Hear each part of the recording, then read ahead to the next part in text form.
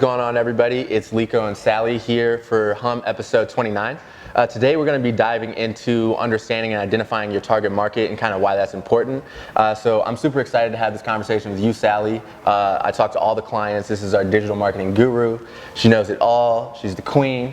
So kind of starting off, I kind of wanted to ask you, like, why is it so important to identify that target market? Absolutely, more sales. That is the shortest, most simplest answer, is if you identify your target market properly, and hyper-target rather, you will have more sales. There's just no doubt about it.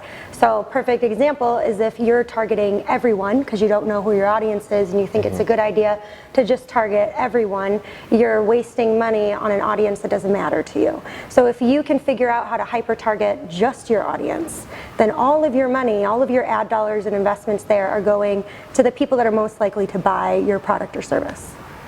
Gotcha. Okay. So looking at that, do you see a lot of examples of people who are just throwing ad dollars at a pretty high level without kind of understanding what that market looks like? Absolutely. And the funny thing about this is I see it often with really big brand names too.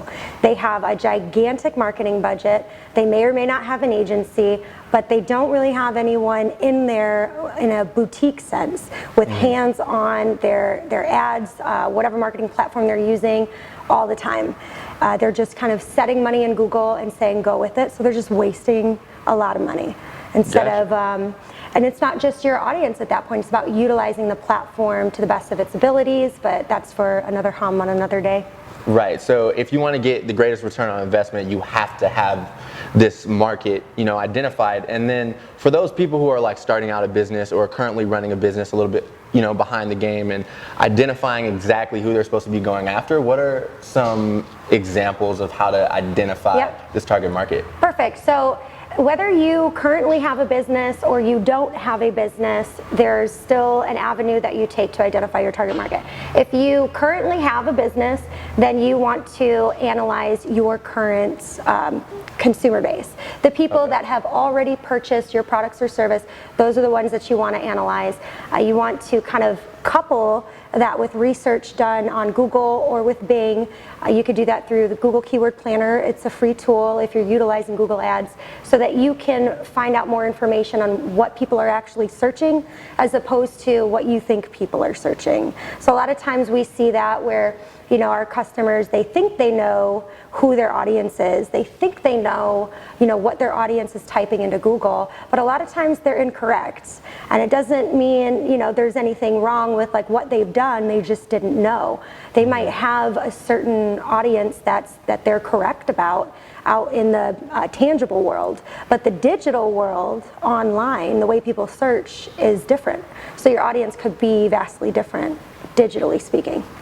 Right, exactly. And I remember you and I were having a conversation earlier just how different that tangible world and the digital world is in identifying a target market. We also know that you have to really stalk your competition, right? And why don't you break down a little bit how that's different when it comes to the digital world? Yeah, so this is really fun to do too. A common, not even question really, but the most common thing I hear from our clients is when they tell me who their competition is. And they can be right in a sense, but for the most part, they don't really know who their digital competition is. So if you are, a plumber out in Chicago and you know who your competition is because you're out in the field, you hear it all the time, and you think that that's your competition, but then online, after doing some keyword analysis and search term analysis, come to find out that there's 3 different companies that you'd never heard of that are actually your real competition. They're the ones getting the top spot on Google. They're the ones doing PPC. They're the ones getting conversions. Gotcha. So how do you look at that competition then and be able to understand, okay, my market is different because of this niche, and apply that strategy to, specifically separate yourself? That's perfect. That's exactly what you want to do. When you find your competition, you want to answer the question of what sets me apart. because a lot of times our clients, they do have that thing that sets them apart, especially from those big box brand names, and that's what we showcase. So now you know who your competition is, not just who you think it is. And again, sometimes it can cross over. Sometimes they might be right, but there's usually always one or two or three others that they had no idea about. And those are the ones that you really want to look at what they're doing, not to copy them at all. You want to look at what they're doing, see how you can do better or have your agency do better, utilize more ad space, be more creative with your message, be a lot more visual with your graphics or video, and then combat them that way.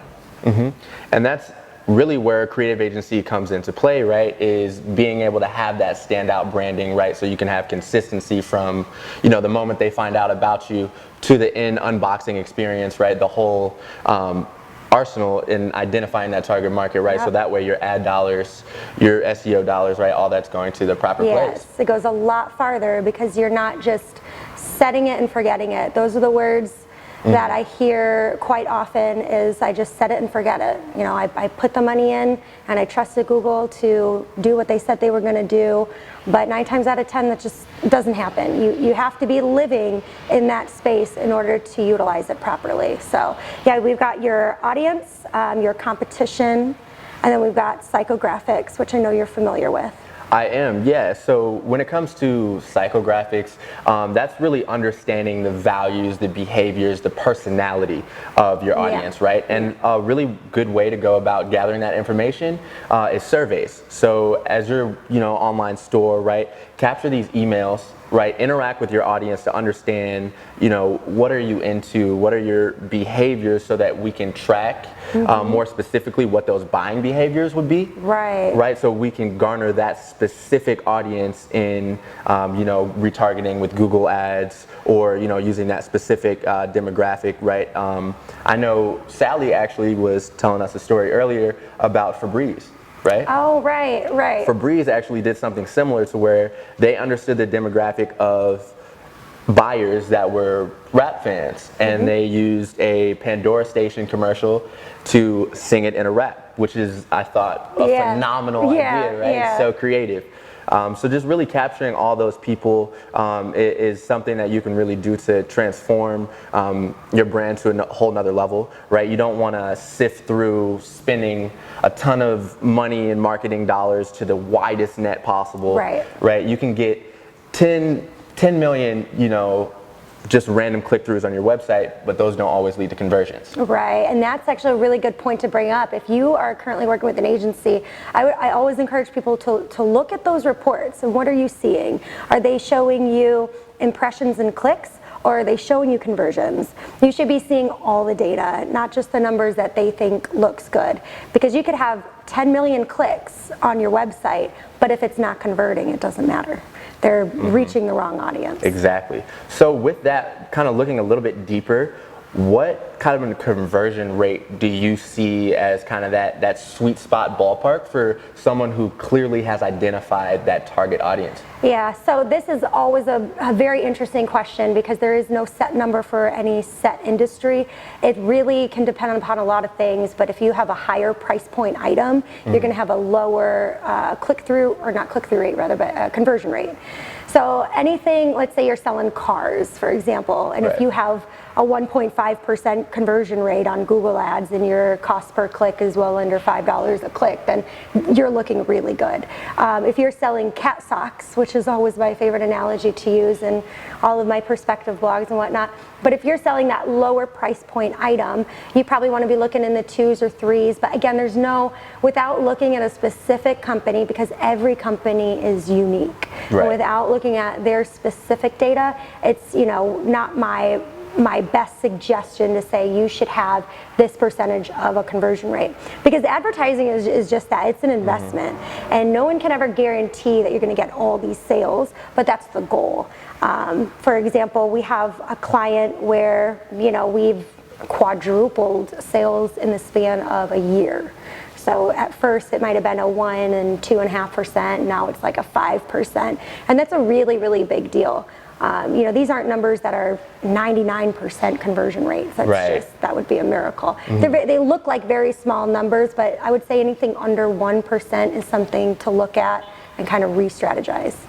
Gotcha. Okay, perfect. And then a perfect strategy moving forward then would be, analyzing with a creative agency, right? And Yes. doing that research, because as Sally was mentioning, right, it's a really full-time job to understand what that competition is in the digital world, right? To understand, what those psychographics are, what those demographics are, very specific things to be able to pay attention to that can really deter a lot of business owners away from their day-to-day. Yeah, and the psychographics can seem like a lot of work because it is. It's a lot of work and it can be really tedious, and it's more of a long-term research game plan, but it's so worth it because, again, the more you can hyper-target your audience, the more you're spending your advertising dollars, your investment dollars on the proper audience. We talk about that more in the perspective that I wrote so that you can see kind of like steps and how-tos and tangible things and platforms that you can use to maybe not just find who your target audience is, but to see if you're targeting the right audience now. It's never too late to look at that information. Right, absolutely, and that's great advice. So if you are a company out there that is, struggling to identify your target audience, or you're an up-and-coming entrepreneur and you really want to get started off on the right foot, I really recommend you reach out to our website and look at that perspective. Also, if you are an already active company, right, and you want to understand these details on how to edge out the competition, you can always contact us on our website, and we'd be more than happy to walk you through a blueprint of success process where we get you in touch with myself, this digital marketing guru herself, and we take a deep dive to really understand what's going to set you apart in the future. So. Yeah. With that being said, I want to appreciate everybody for your time, and we'll see you on the next episode. Bye.